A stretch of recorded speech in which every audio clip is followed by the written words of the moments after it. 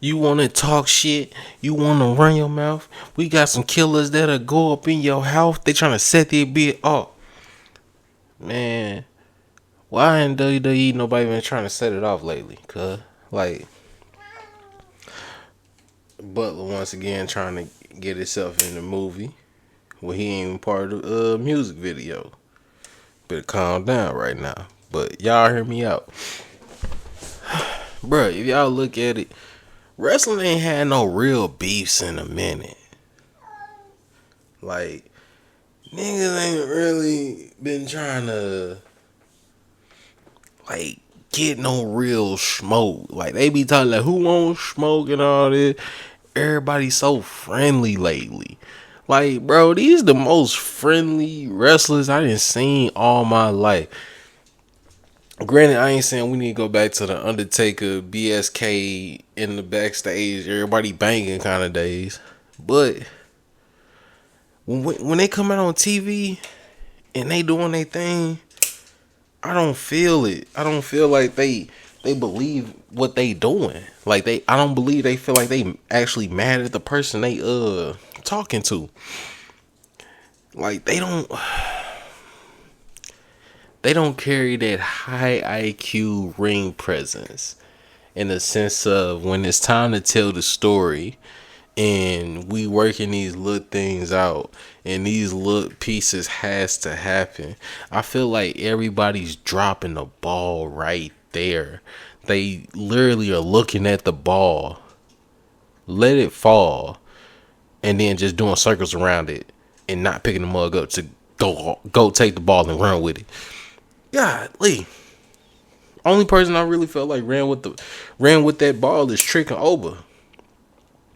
Sad to say, but that's because they down in NXT. You only get like little tidbits of what they doing. Because on the main roster, everybody trying to get over, but they just fucking riding his ass, bruh. Bro, I'm telling you, I could have had Cody and Drew really mad at each other. I could have had Drew super pissed off about something. Anything that would have actually made fucking sense. I would have made him fucking Jacob's attacker. I would have made him attack him on camera. Just so they can know it's obvious he did it. Like, we're not gonna beat around the bush with it. We actually gonna do it and get it done and be done with it. You feel me? They pussyfooting around with the subjects. They don't want to just say, all right, boom, we want to do this and be done with it. Nobody really trying to step out there and put some real thespian attitude to their fucking wrestling, to their segments they're doing. Only person that was doing that first was Punk, and now that shit sounding, wait, Punk. You gonna be end up turning heel on somebody in a minute, cause you know you're getting dry. Yeah, and he is the better heel when it's time. Shoot, my fault. I thought I heard something. Had to be show. But when it comes to how all this is playing out, with how everybody's been acting with social media, like kayfabe been dead for a few years now, and this is just the other side of it. It's not as bad as it was before, but you can live with it. But when y'all get in that ring and y'all going to these arenas and stuff, as soon as we get in the parking lot, cuz we ain't friends. I'm trying to bash your head in later with a fucking steel chair and hope you bleed. Like, granted, you don't really want that to happen, but you kind of like let it linger in the air because it's like, damn. He said he want to hit him with a steel chair aside his head and make him bleed. They was just at Denny's getting pancakes together. What happened? See what I'm saying? Or shoot, if y'all really want to keep kayfabe alive, I would have been talking with some of these restaurants and been doing recording like Cuz do on Instagram, where he be doing random wrestling matches in front of everybody. If I'm really about that and we like trying to develop a story that seemed like it just naturally happened and then ended up in the ring. I'm starting it outside the ring, like, oh, we went out to eat somewhere, or I seen you at the gym, we was rapping, whatever, woo woo, and you got disrespectful on some shit, and I slapped the fuck out of you, and all of a sudden we fighting in the gym parking lot and shit, and I was like, nigga, I'll catch you at work, fuck all that bullshit, woo woo. They broke it up at the gym, and they said, y'all gonna get it in the ring, and that's how you conclude to y'all getting to the ring and really having to bang this shit out. And I feel like they just missing the mark with they fucking talking. You make this show boring and shit. Like, bro, I'm not saying y'all using AI now to write this shit. And AI can't write this shit. I don't even think AI from '03 can save this shit. Golly. It's like, what is y'all really spending y'all money on for this shit? Road Dogg ain't really doing what he's supposed to do because K Quick was really the one writing his rhymes. Y'all ain't gonna catch that one. But they do my nigga R-Truth dirty. He ain't really got shit going on, but they calling him Ron Cena. Disrespectful to all Rons across the world. Nigga, you are R-Truth, K Quick, Ron Killings, not Ron Cena. Ron Cena is just funny for the moment with you and Cena, ha ha ha, and then let that go. But they got you in this gimmick longer than what you fucking should be in this gimmick. I need the Ron Killings that came back in the beginning, that cut his dreads off talking hella heavy like he gonna slap fire at anybody that say something wrong. Yeah, we dealing with the one that's talking like, man, I knew it was supposed to be last week. I ain't trying to deal with that. Ain't nobody trying to deal with mistake Ron. The one that do dumb shit for no fucking reason. Ain't nobody trying to deal with that. Where can we go from here, bro? It's like they got the pieces. Like all the chess pieces that WWE has with the wrestlers they have, they should be making money hand over fist times 1,000. The deals that they sign actually make fucking sense if they let they guys do their job and stop having everybody do 20-minute matches and you got so much stuff spaced out. That's the fucking problem. If you go back to, I ain't gonna lie, it's not that we miss Vince. We miss Vince's way of setting up the match card. We miss how when he set up the match card, he made sure he had 5-minute match here, little segment here, 10-minute match here, segment here, maybe 2 segments, 2 to 3 segments, and then a commercial break. And then you come back to some good old wrestling. You might get 10, 15 minutes of that. One more segment. Probably somebody talking about one of the titles. Upcoming advertising for whatever pay-per-view they got coming up soon. And then you get the main event. So it's like the main event is worth 20 minutes, 25 minutes. That's supposed to be 20, 25 minutes. It makes the most sense. But if you want to showcase your entire roster on a weekly basis, at least give your guys an opportunity to get on in front of everybody. Everybody needs that 5-10 minutes of work inside the ring. They not doing as much lives as they used to, like back in the late 10s, early 2000s, all that stuff. They not doing as many live dates like they used to. So now you need those days inside the ring on TV, so you can be able to be up to par when it's time for the pay-per-views. Because everybody's not realizing pay-per-view matches is supposed to be like, oh man, what's the best way to explain it? All these other matches be cool. Main event match on Raw, that's supposed to be a solid 3.5, 4-star banger. good match.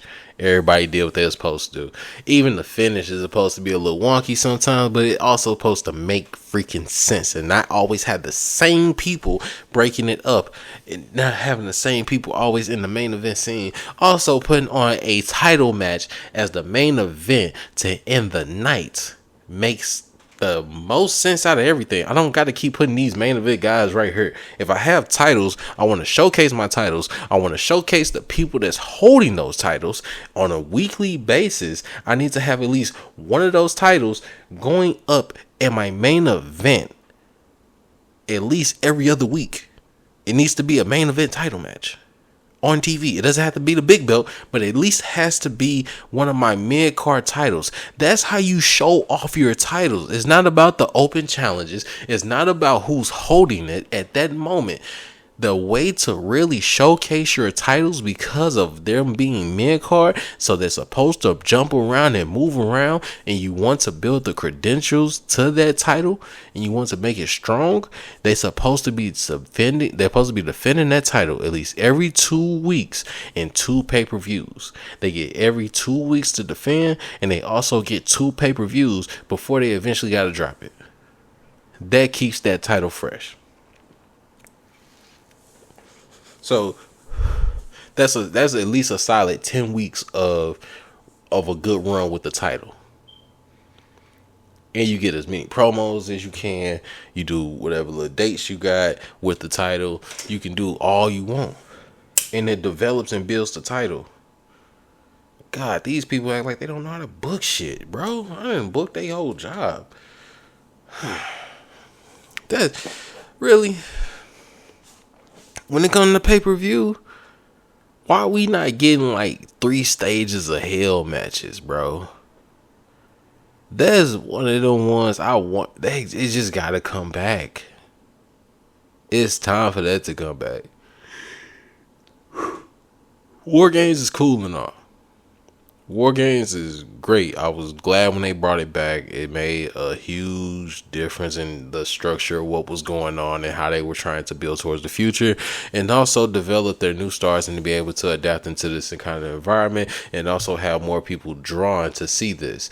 Now we had it for so long that we want to keep it. Yes, however, we don't have to do it like we did Hell in a Cell.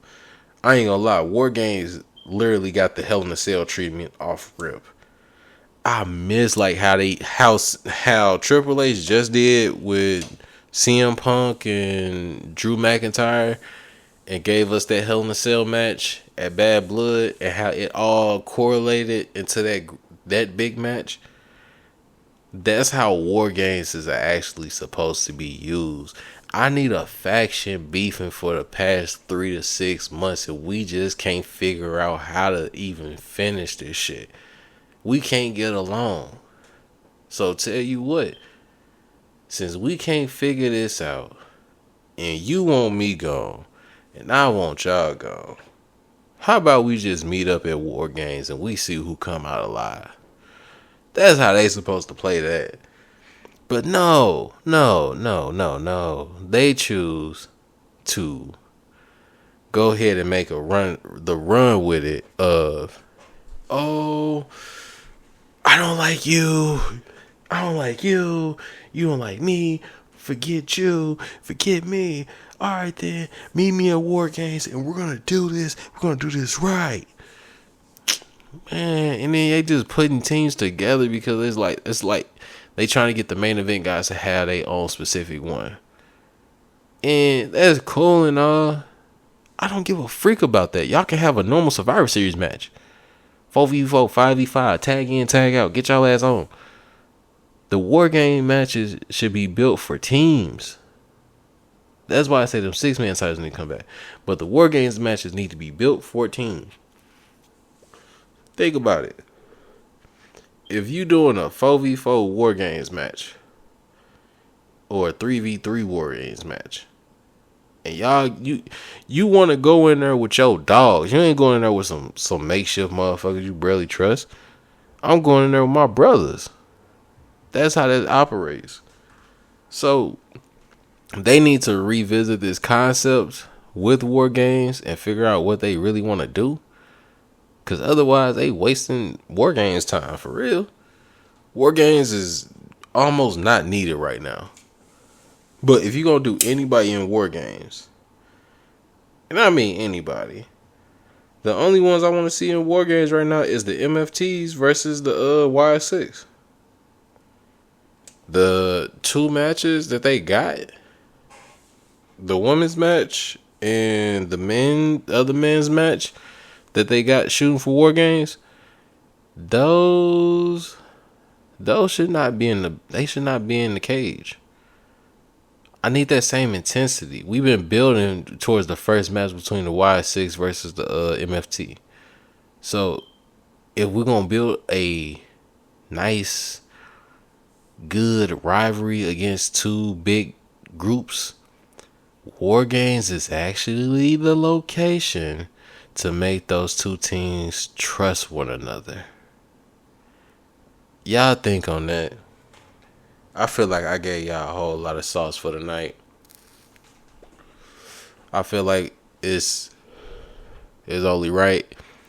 I just want us to realize what we lost right now. We haven't had no Shawn Michaels versus Triple H 2005. We haven't had that kind of story with that meat on it. And I'm just saying that from the aspect of even the promo videos from back then and now, like, they got lazy with this shit. Oh, God. Them promo videos back then for the motherfucking pay-per-view, nigga, they get you hyped in a bitch. Even the ones on SmackDown vs. Raw 2010, 7. You going to a pay-per-view, they do the little cutscene, woo. It throws certain screen effects on there. You hitting certain moves out of nowhere on, buddy. It just go crazy. Man. But I feel like that's all my time. I feel like I've given y'all enough. They need to change this shit. Once they change this, we good. But until then, my name is LB. This has been another show review. Really, this is just me talking about wrestling and how they need to fix this shit. But y'all stay blessed. Y'all stay highly favored. Make sure y'all repent. And make sure y'all give God his praise. Peace out. One love. Take care.